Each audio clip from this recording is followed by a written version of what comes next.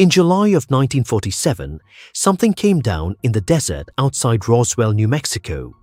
Within days, the Army gave the world an answer it would spend the next 80 years walking back. But this story starts in the spring of 2010 in a garage in Amarillo, Texas. That's where a retired diesel mechanic named Earl Corliss finally worked up the nerve to play 3 microcassette tapes. The tapes had been sitting in a coffee can on his workbench since his father's funeral 8 years earlier. They were labeled in his father's blocky handwriting. For Danny, when I'm gone, 1 of 3, 2 of 3, 3 of 3. His father was Earl Corliss. In July of 1947, according to the Army's paperwork, Earl was a 19-year-old private at Roswell Army Air Field. The paperwork was wrong. Why it was wrong is going to matter, so hold on to that. Earl recorded the tapes alone in the cab of his truck in 1996. His son describes the voice on them as steady, like he'd practiced it his whole life. He had. On those tapes, Earl Corliss told the story he had kept from every living soul for 49 years. For one night in July of 1947, he was posted alone inside a guarded hangar. His orders were 4 words long, and on the other side of those orders, on a table under a tarp rigged like a tent, was a small grey being. It was slowly dying. It was not supposed to be able to speak to him. He was not supposed to listen. Neither of those things turned out to matter. I've heard all 3 tapes courtesy of Earl Corliss, and I've read the transcripts. I'm going to give you Earl's account the way he gives it, in order and in his own words where his words survive, because the 3rd tape is damaged. What was lost in that damage and what was recovered from it is the reason this story will not leave me alone. Tape 1. Earl sets the scene like a man reading a duty roster. It was the middle of July 1947. He never gives the exact date. He says he was never sure of it afterward. He said, "I know how that sounds, but you weren't there. That week didn't keep time right." He'd been on base 3 months. That evening, his sergeant pulled him off regular rotation and walked him personally across the field to a hangar with light leaking under the doors. His post was inside by the south wall, facing an area curtained off with tarps and rope. His orders came from a captain he'd never seen before and never saw again. The captain said, "Nobody in, nothing out." Earl says on the tape, "I want you to think about that order, Danny. Not nobody out, nothing. I was 19, I was 17, hell, you know that now. And I stood there chewing on that one word for about an hour." He describes the hangar the way a scared kid would remember it for 49 years. Too bright in the middle, too dark at the walls, generator noise, and a smell he described as like right before rain, and something else under it, something hot, like a wire about to burn. Around midnight, the medical people left. Then the officers left. Last was a man in a suit. Earl said, not a uniform, a suit, at 2 a.m. on an army base. The man looked at Earl for a long moment on his way out, said nothing, and was gone. And then it was Earl Corliss, 1 rifle, 1 folding chair he was not allowed to sit in, and whatever was breathing behind the tarp. Because it was breathing, he could hear it. He said, slow and with a hitch in it. I'd sat up with my granddad at the end. I knew what I was listening to. Whatever was behind that tarp was doing what Granddad did. It was dying, and it was doing it slow, and they'd all gone to bed. For the first hours, he stood his post. He's clear about that on the tape, almost defensive about it 50 years later, still making his case to the Army in his head. He said, I did not approach, I did not look, I stood my wall. Then, somewhere past 2 a.m, the voice came. And he mentions one more detail. Flatly, his watch had stopped. He said, I'd wound it that evening, I always wound it. But it wasn't a voice, he corrects himself right away, the same way every one of these witnesses corrects themselves, decade after decade, without ever having met each other. He said, not a voice, there wasn't any sound in that building, but the generator and the breathing. It was more like, you know when you're almost asleep and somebody says your name, and you're upright before you even hear it? It was that. Something said me, not my name. Me. And what arrived, Earl says, arrived whole.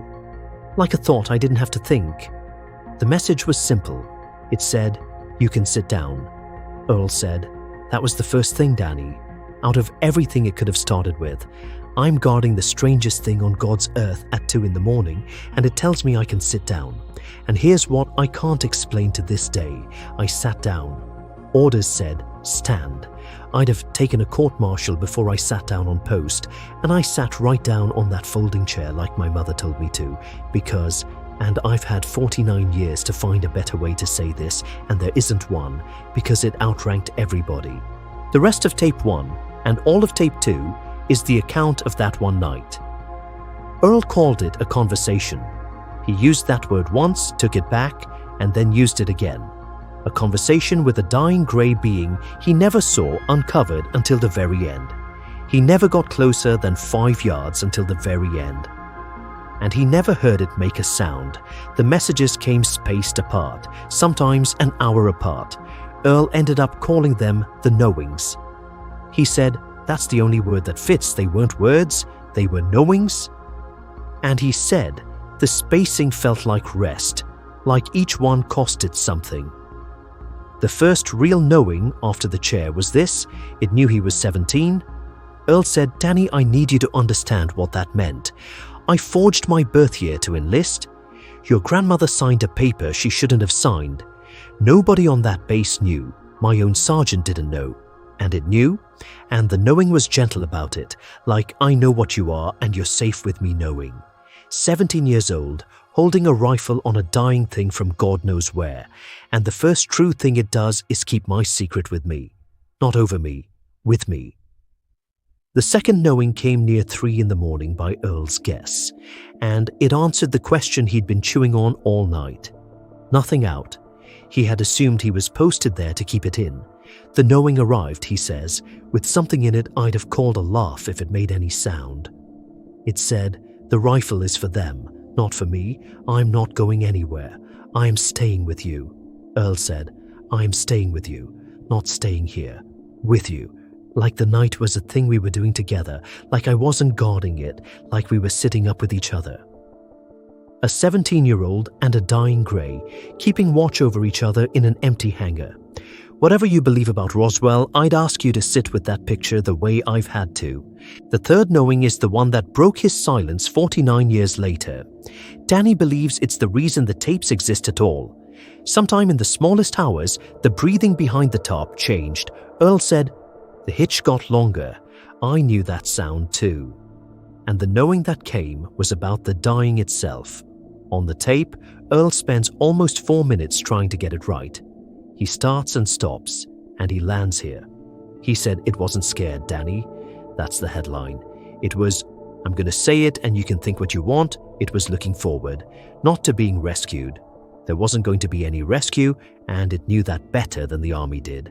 It was looking forward the way a man on the last day of a long haul is looking forward. The knowing was close to, this is the part I was told about. This is the part they can't take from any of us. And Danny, any of us meant me too.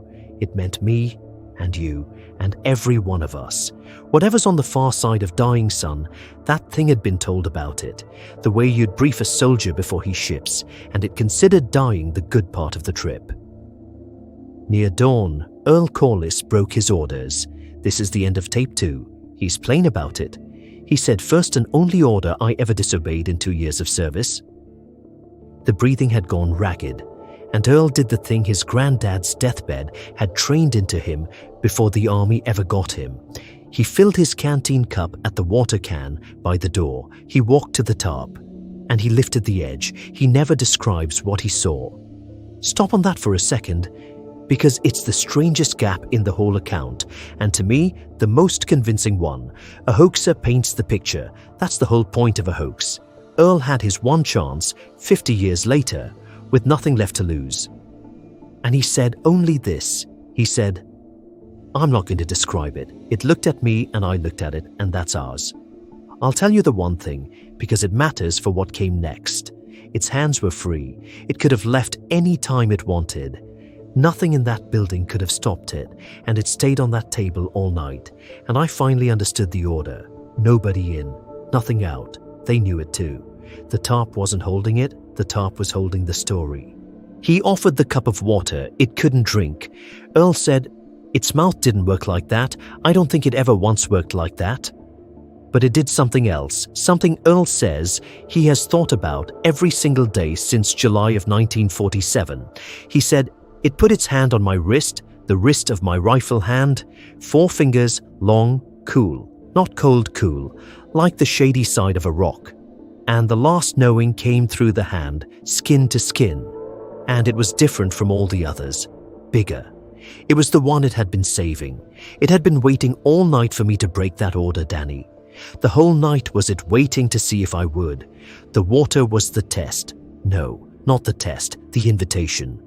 And when I passed, when I finally acted like what it always knew I was, instead of what they dressed me as, it gave me the last thing." And that is where tape 2 ends, Earl says. "The last thing it gave me, I've never told a living soul, and I'm going to tell you now." And the tape runs out. He had to swap cassettes, alone in the cab of a truck in 1996. And whatever he did in those few seconds, set the recorder on the dash, brushed the microphone, we'll never know. It damaged the start of tape 3. Heat, moisture, 13 years in a coffee can. The first 90 seconds, the 90 seconds, they're ruined. Hiss and static, with a voice somewhere underneath that no machine has been able to pull all the way out. Danny has taken that tape to 3 audio restoration engineers. The last one worked on it in Nashville in 2019 from a digital copy. Out of the 90 seconds, they recovered 11 words, not a sentence. 11 separate words scattered through the static. I've heard the cleaned up audio, and I'll give them to you the way they surface out of the noise. The first thing the engineers pulled out was 2 words, every one. A few seconds later, 1 word, already. Then 3 words, the same door. Then 4 more, waiting on the other. And then the last fragment, the one that cuts off right in the middle of what mattered most, told me you're. Put those fragments together and you can almost hear the sentence underneath. Every one of us, already there. The same door. Waiting on the other side. And it told me you're. And there the tape gives out. Danny Corliss was born in 1961, 14 years after that night in the hangar. He told me he has played those last 2 seconds several hundred times. He said, "Told me your name, told me your face, told me your future. I'll die not knowing. But I know what I think the next word was. But my dad sat in that truck in 1996, the first time he ever said any of it out loud. And he was saying it to me. He labeled those tapes for me before he ever pressed record. So whatever it told him at the end, in 1947, I've come to believe some of it was about a boy who didn't exist yet. He keeps the tapes in a gun safe now. He keeps the coffee can too. The rest of tape 3 past the damage survives clean. It's the aftermath. And if you followed cases like this one, you could almost recite it along with him. Relief arrived just after dawn. By noon, the tarp station was empty. Earl said it was like a circus had left town. Within the week, he was transferred. No explanation. New base, motor pool. 2 men interviewed him before he shipped out. He said, "They weren't asking me what happened. They were telling me what happened and waiting to see if I'd nod. I nodded. I was 17, Danny. I nodded." His 4 months at Roswell don't appear anywhere in his surviving service records. Danny has requested the file twice. Like millions of others, it was rebuilt after the 1973 fire at the Record Center in St. Louis. It shows his enlistment, it shows his 1949 discharge, and it shows a gap where the summer of 1947 should be. A skeptic will say that's convenient, the fire covers everything. True. But the skeptic also has to explain the enlistment paper itself. Danny still has it, and it shows the forged birth year 1928 instead of 1930, exactly as the tapes confess. The one fact in this story that could embarrass Earl Corliss checks out perfectly. Liars make themselves look good. Earl made himself look guilty twice. Underage enlistment and a broken order. The only 2 crimes of his long, quiet, church-going life, and both of them came from the same instinct. Nothing should have to be alone at the end. He never sold a word of this, he never wrote a letter, he never called a radio show. Danny says that whenever Roswell came on the television for 50 years, Earl stood up, crossed the room, and turned it off by hand. Nobody in the house ever asked why. He recorded 3 tapes for one listener after the doctors found cancer in 1996. Then he beat the cancer. He lived 6 more years, and he never once asked for the tapes back. And he was not the only one. You knew that was coming. An Army supply memo from 1948, released decades later in a pile of unrelated papers, notes the early rotation of 6 enlisted men from guard duty at the base that July. The reason given is one word: fatigue. 6 men. An oral history project from the 1990s includes a widow saying her husband, a base guard that summer, stood a post one night he'd never speak of and slept with the lamp on the rest of his life. And then there's Earl's own sergeant, the man who walked him to the hangar door. According to the tapes, the sergeant sought Earl out exactly once in 1968 at a reunion neither man ever attended again. He steered Earl into a corner and said 7 words. He said, "You were on the south wall, weren't you?" It wasn't a question, Earl says. The sergeant didn't wait for an answer. He squeezed Earl's shoulder and walked away. And Earl says on tape 1 that the squeeze was the only debriefing I ever got that told the truth. Why guards? The nurses got the dying. That story's been told. But the guards got the nights. Think about who is actually alone with a thing like that, hour after hour in the dark, after the doctors have gone to bed and the men in suits are asleep. A teenager with a rifle and orders not to look. If something ancient and patient and running out of time wanted one human being to talk to, not to study, not to beg, just to sit up with, the way the dying have always wanted someone to sit up with them, it wouldn't get a general. It would get whoever the duty roster coughed up for the south wall. It would get a 17-year-old who lied about his age because he wanted so badly to matter. And it would know the way it knew everything else, that it had gotten exactly the right one. I keep coming back to the water. Out of the whole impossible night, that's the part I believe the most, because it's the part nobody would invent. A kid breaks the only order of his life to bring a cup of water to something with no mouth to drink it. The gesture was useless. The gesture was the entire point. It had waited all night to see if the boy would do the useless human thing. It told him so through the skin of his rifle wrist.